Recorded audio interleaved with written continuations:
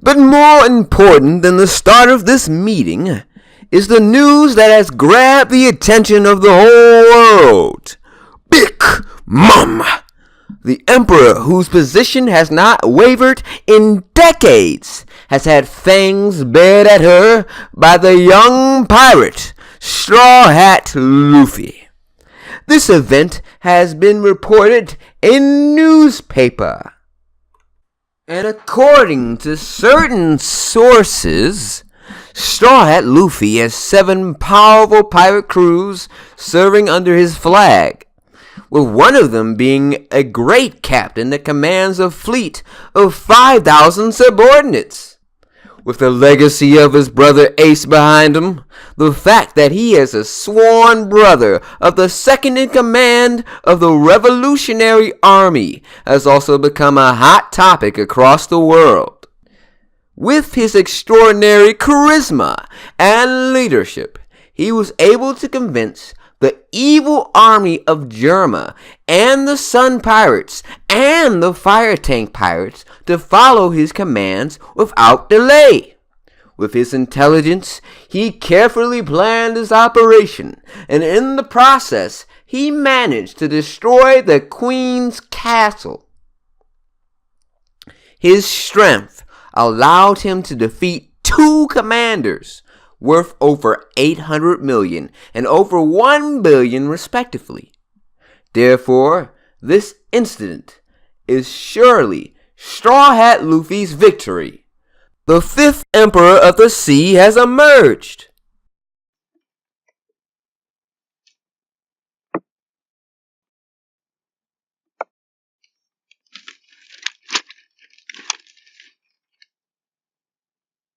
Luffy teamed up with Germa 66? I never really cared about him anyway. Sun Pirates. Fire Tank Pirates. Capone is in it. Capone's in this? The next 5th Warlord? Oh, wait. It's not Warlord. I'm sorry, I read that wrong. Yonko!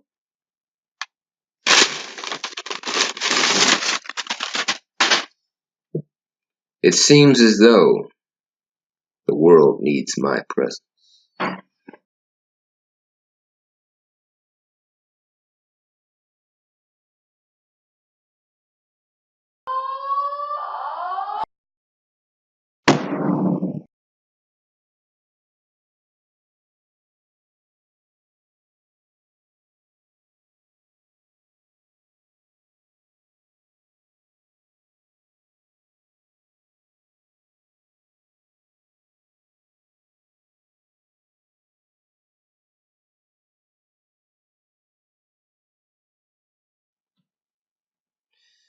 We start off with the first page, where Sanji is talking to Luffy. And personally, I can really feel for Luffy here. I don't know about you, but I really wanted to see Sanji in a Power Ranger outfit. Not for the powers, of course. I mean the powers are cool, but I just wanted to see him getting that Sentai outfit for the giggles, you know. And then Sanji's just arguing to him because he's like, Luffy, my brother, this is given to me from my brother. So he insulted me down to the very end. Which, to be honest, when you look at it, I mean, I said this my reaction. I'm pretty sure I said this in my reaction, but his comment was kind of like a brotherly sibling thing. It doesn't really come off to be malice to me, like, oh, I hate you, you're trash, or something like that. It's just friendly competition, or a brother's way of saying, hey, you need to do better, or hey, do better, watch yourself, basically. So it's not like he's saying you're trash or anything. Like, I'll read the comment. The comment from his brother, Neji. I'm kidding. Neji.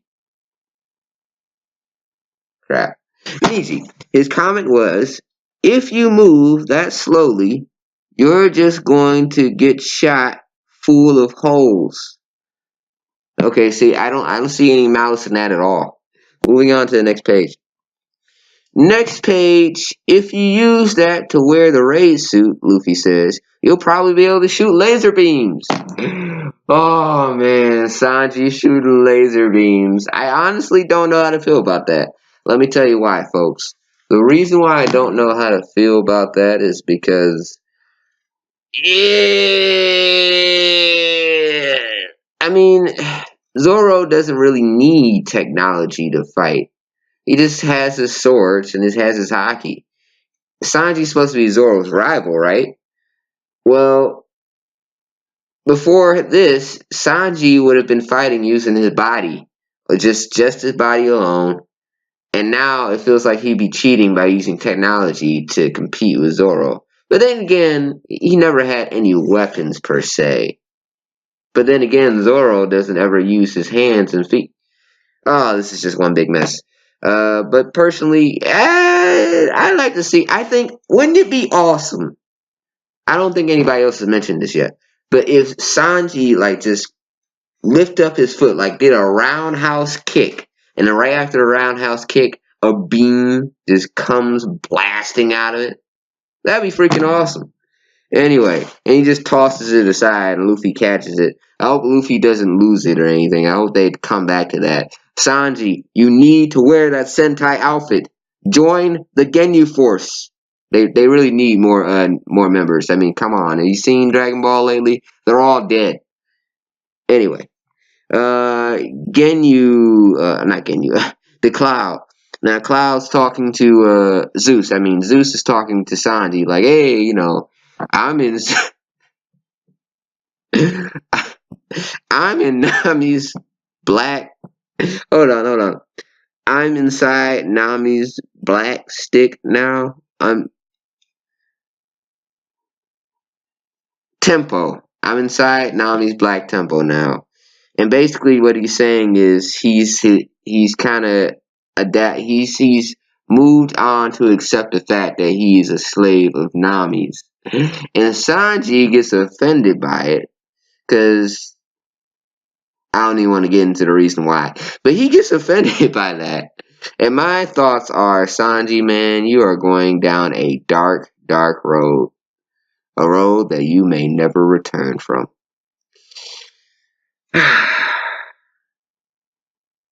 It'll be, I wouldn't say R.I.P. Sanji. But we just had an entire arc uh, of us trying to save Sanji. So that would be messed up. Anyway, moving on. Oh yeah, and Brooke makes a good point. You shouldn't try to compete with water vapor. That's just stupid. That's exactly what Zeus is, water vapor. And on the next page, Sanji says that I can't get this thing to work at all. You must be the only one that can use it. I didn't catch that the first time I read the manga. So Luffy is trying to wear the outfit himself. Now, wouldn't that be cool? Luffy can like shoot rubber, like he can turn into rubber and just oh, gum gum no, Whoa! And then after he does his King Gong Gun Blast, he shoots a laser beam from his fist. Like, just imagine right after he did the King Kong gun to Doflamingo, he shoots a laser beam from his fist. Like, if Doflamingo wasn't dead before or on his deathbed, he would have been done. Done. I mean, I'm telling you, he would have been done in the ground. He would have to talk. He would be having discussions with the dirt at that point. Anyway, moving on. Let's see. Yeah, Sanji's really not trying to get over. I mean, Sanji's really trying to get past this whole Vinsmoke thing. I mean, really, he just wants to leave his family alone.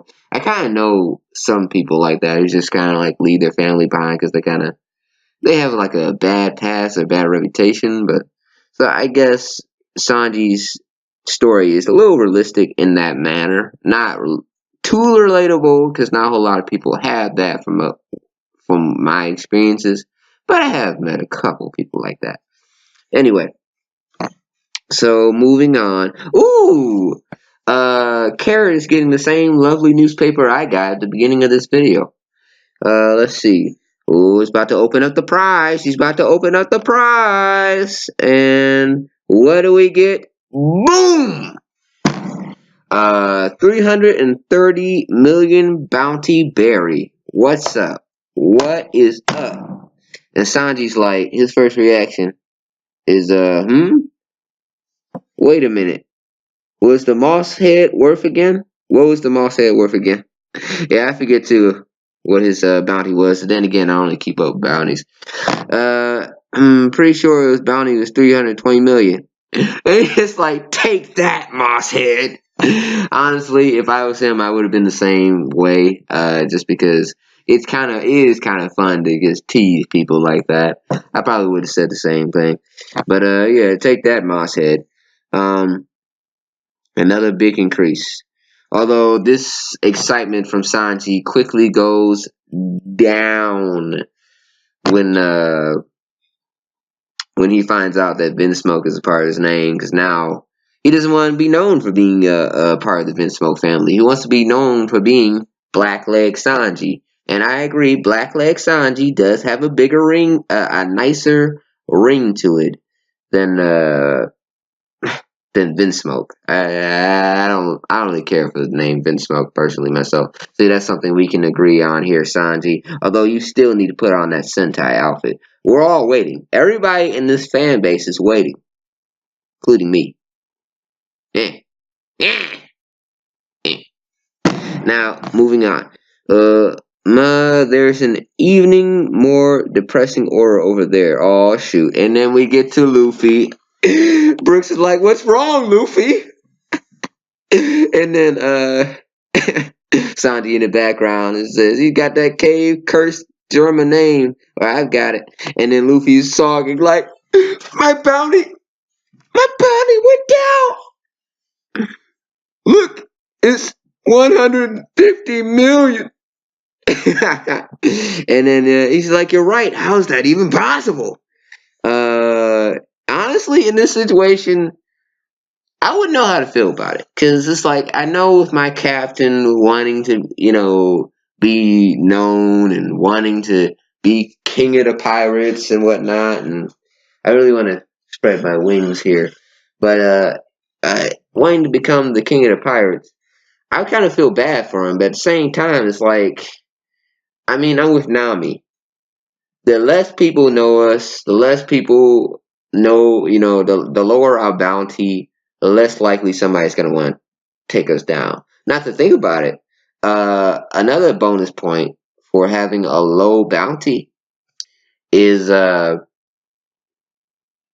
fact that if you fight against an opponent, they'll probably underestimate you. Like the freaking Big Mom did. She totally underestimated Luffy. But now that's less likely to happen with another Yonko. So anyway, moving on to the next page. Oh, and now we're visited with the king. I mean the fishman. I'm trying not to give it away. The island at the bottom of the sea, at the deepest wells of the ocean.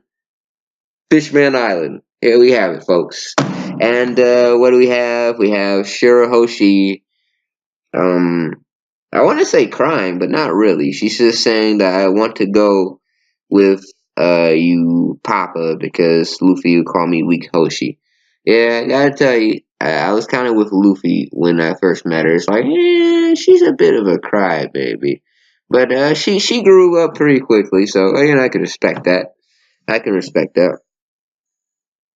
Also, another thing to note about this is on this page right here. The page, I have a problem with this page 5, because in this page it's talking about them putting like the country over Straw Hat Crew's protection. Okay, so they may not know it, but Luffy is not actually Yonko level. Like, he is not as strong as a Yonko. He doesn't have nearly as much territory as any of the other Yonkos. I mean, to be honest, this is his first territory right here. Think about it. No other territory is under Luffy's name besides Fishman Island. And he just got his fleet. And they're still fresh. And I don't see them being able to take on the Yonko fleet. I just don't. I think it wouldn't go too well if they did that. So this is kind of a risky move in anything. I feel like if they did that, Yonkos would look at that like Blackbeard, Big Mom, Kaido would look at that and be like, "Oh, so you're in alliance with Luffy? Yeah."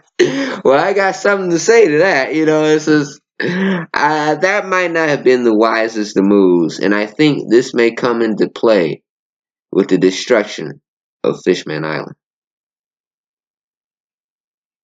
See, I ended it like that. Anyway, moving on. So, on to the next page.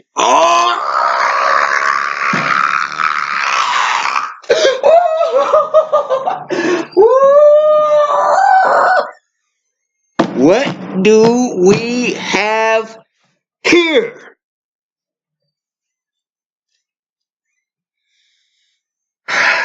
Okay. I watch other manga reviewers, okay? And for some reason, nobody got as excited as I did when I saw Crocodile in the bottom left corner reading the newspaper. How are you, my man? I haven't seen you in years. This is my favorite villain in One Piece, okay? My favorite villain in One Piece. I probably should have put a spoiler alert for you guys. Because, that it's considered spoilers for like you can't just tell people what your favorite stuff is. You gotta work up to it, and you gotta build a conversation about it. But no, I'm sorry. Spoiler alert: Crocodile's my favorite villain in One Piece. I'm sorry. It's not Doflamingo. It's not that one guy that got punched really hard by Luffy. It's gotta be Crocodile. Yeah, man, Crocodile for the win. Crocodile for the win. And as we're reading, it says, but more important than the start of this meeting. I'm debating on whether I should read this again in a dramatic fashion like I did at the beginning of this video, or just summarize it. I think I'll summarize it. I don't want to repeat myself. So, yeah, it's basically saying that Straw Hat Luffy has bared his fangs against Big Mom and has come out victorious. Second in the hand command Revolutionary Army of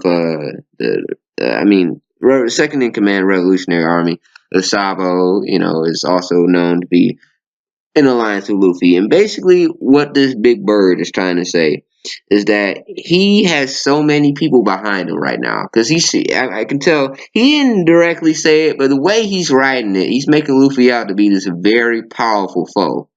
When he has the potential to be, but he's not quite there yet. Because the only reason why he would mention the second in command of Revolutionary Army is to make it sound like Luffy is an alliance in them, or could potentially be an alliance with them. So yeah, keep an eye out for that. He's a very good manipulative writer when it comes to this. I can tell. When he's supposed to be the head of the newspaper, so he should be. With one of them being the great captain commands a fleet 5,000 subordinates. He's probably talking about one of them. Probably what is his name? The guy that's so beautiful that apparently an entire country full of women never married any men because of him.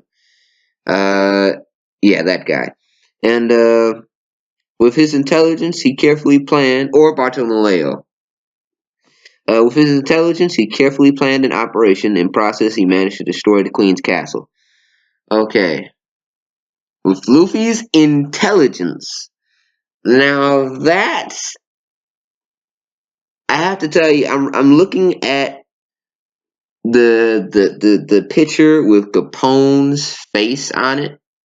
He's probably reading that sign too. That's probably why the box is in that same picture with same bottom of the corner with segment with Capone. But he's I'm just reading that and Capone's like, what? Because I kind of feel bad for Capone here because he was really the brains behind the operations. Luffy just, Luffy's the guy with the willpower, right? Because this is not the first time he's done this. He's done this with Law. Law had a plan, a grandiose plan to take down a Yonko, and he just hopped on it. Same thing with Capone. He just so happened to be on there. He wanted to take down a Yonko, and Luffy hopped on it. It was convenient. So, kind of feel bad for Capone here because he should be the brains of intelligence. Honestly, I wish Luffy was the brains of intelligence. I think that would make him way more epic as a character. But that's a conversation for another day. The evil army of Germa, son of pirates and fire tank pirates, followed his commands without delay. With his extraordinary charisma and leadership, he was able to convince the strength. Wait. Oh shoot. He was able to convince the evil German Germa 66 to team up with him.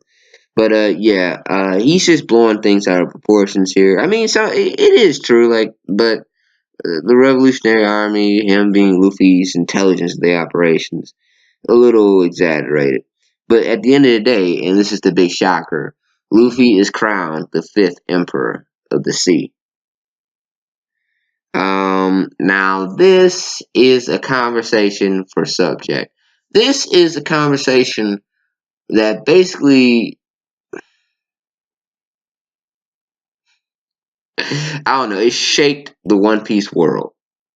Like anybody, this is one of those things that anybody who doesn't even know One Piece will eventually hear about at some point. It may even change lives. Okay, maybe not that far, but you know what I'm saying. This is huge. Like I say, arguably as big. No, second to when Ace died. Huge. Anyway, reporting in Fleet Admiral Sakazuki, while they're the way of reverie, Luluzia Kingdom's ship was attacked. Akainu don't give a crap about the news. He's just like, oh wait, he is reading the news, and he doesn't have anything to say on that. But he's more focused on this ship. Like, how can you let this ship get destroyed or whatever? Then we get to see some old faces from the Doflamingo arc. Viola. Viola was a pretty cool character. I liked Viola. I did. I honestly thought she had a thing for Sanji. I thought. Anyway, moving on.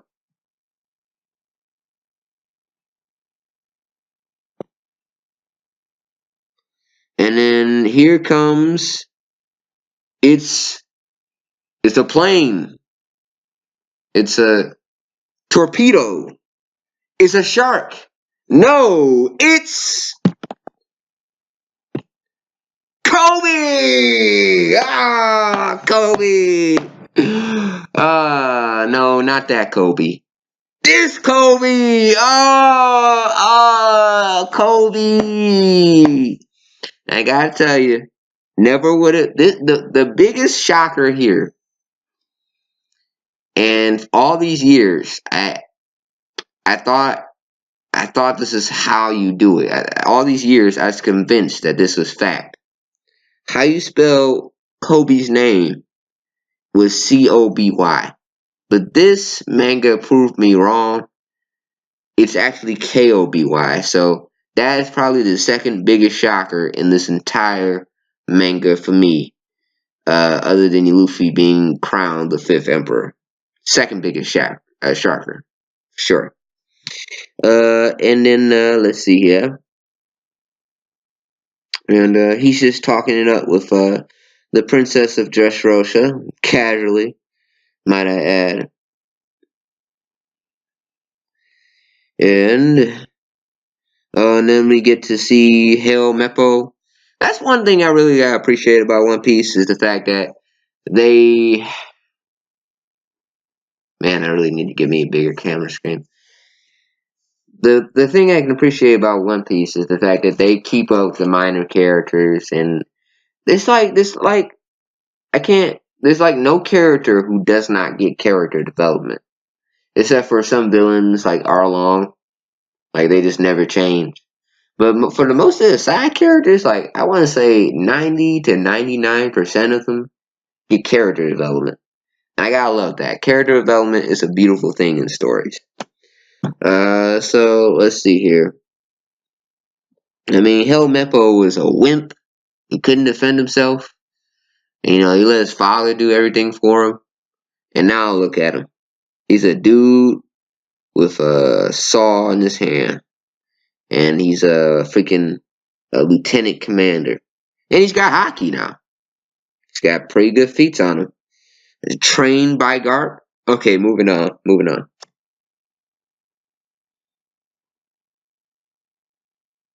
And then Kobe's just crying over the newspaper. Kobe. And then Princess of Dressrosa. I forget her name right now. I forget her name. But Princess of Dressrosa just kind of looks over his shoulder and it's like, you're a fan of Lucy too, aren't you? And he doesn't want to admit it, but he is, and that's kind of against Marines. You shouldn't be fans of pirates per se. You should be enemies, but that's how it is with him. And then we get a good picture. Oh, and this is my favorite part from the manga is we get a good scene with Kaido. Oh, why was that bastard interfered with my trade and that old hag's territory? And then we got Big Mom, of course. Oh wait, no, that's not Big Mom. That's Blackbeard. An emperor. It's too soon for you, Straw Hat. And then we get to Big Mom. The victor, huh? What exactly did I lose, hey? You better watch your back, Morgan. No. The one who should watch their back is Straw Hat Luffy. And then we get Shanks's voice.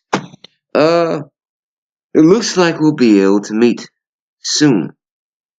And then we get the final picture, which everybody went crazy over. Shanks. And he just says, Luffy. Wait a second. Luffy-san, you didn't see the extra zero? It's 1.5 billion barrel.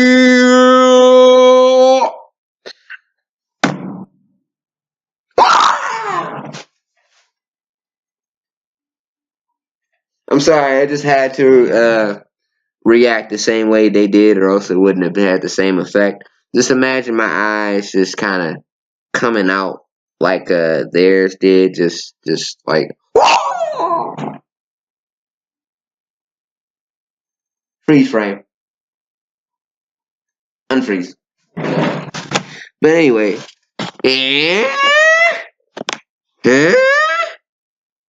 Nani? And that ends the chapter. As the world heads toward the reverie, this group heads towards the Wano country. Oh, well, that was a good manga.